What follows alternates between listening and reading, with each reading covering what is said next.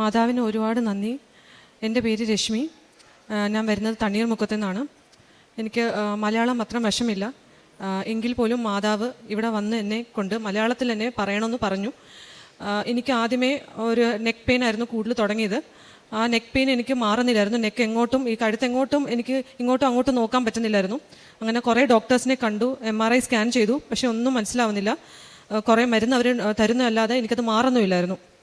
അങ്ങനെ ഇരിക്കുമ്പം ഞാൻ ട്രെയിനിൽ യാത്ര ചെയ്യുമ്പം ഞാൻ മാതാവിനെ കുറിച്ച് കേട്ടിട്ടുണ്ട്. ഇവിടെ അടുത്താണെങ്കിലും പോലും ഞാൻ വരാറില്ല.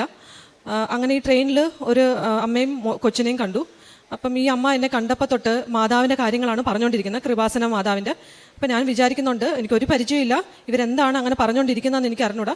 അപ്പോൾ അവരെന്നെ നോക്കി കൃപാസന മാതാവിൻ്റെ കാര്യങ്ങളൊക്കെ പറയുകയും അവർക്ക് സാധിച്ച കാര്യങ്ങളൊക്കെ പറയുകയും ചെയ്തു.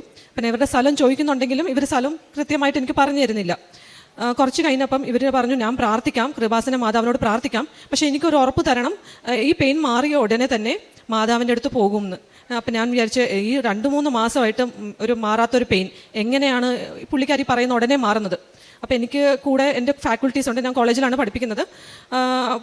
ഇവരൊക്കെ അത്ര വിശ്വസിക്കുന്ന ആൾക്കാരല്ല. അപ്പോൾ ഇവരത്ര മൈൻഡ് ചെയ്യുന്നില്ല. അപ്പോൾ എന്നെയും വഴക്കിടുന്നുണ്ട്, എന്തിനാ ഇങ്ങനെയൊക്കെ സ്ട്രേഞ്ചേഴ്സായിട്ട് സംസാരിക്കുന്നത്?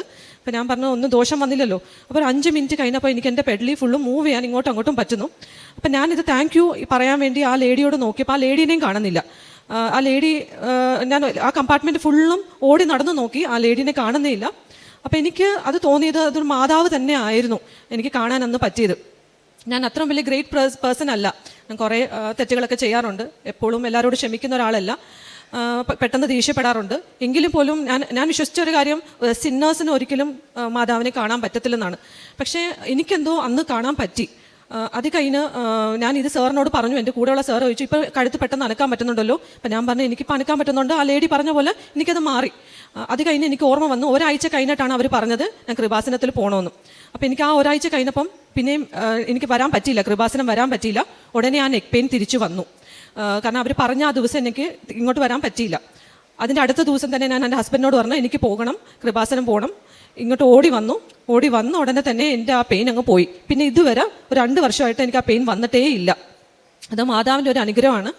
പിന്നെ അടുത്ത എനിക്ക് കാര്യം സാധിച്ച ഒരു കാര്യം എന്ന് പറഞ്ഞാൽ, ഇവിടെ വന്ന് എനിക്ക് ഉടമ്പടി എടുക്കാൻ ഭയങ്കര പാടായിരുന്നു. എന്ന് പറഞ്ഞാൽ എനിക്ക് മലയാളം ഒന്നും മനസ്സിലാവുന്നില്ല, പറയുന്നത് എനിക്ക് ക്ലിയർ ആവുന്നില്ലായിരുന്നു. പക്ഷേ എല്ലാം കാര്യം കൗൺസിലിങ്ങിൽ കൂടെ എനിക്ക് പറഞ്ഞു തന്നു. അപ്പം മാക്സിമം എല്ലാ കാര്യങ്ങളും ഞാൻ ചെയ്തു. ആദ്യം പത്രമൊക്കെ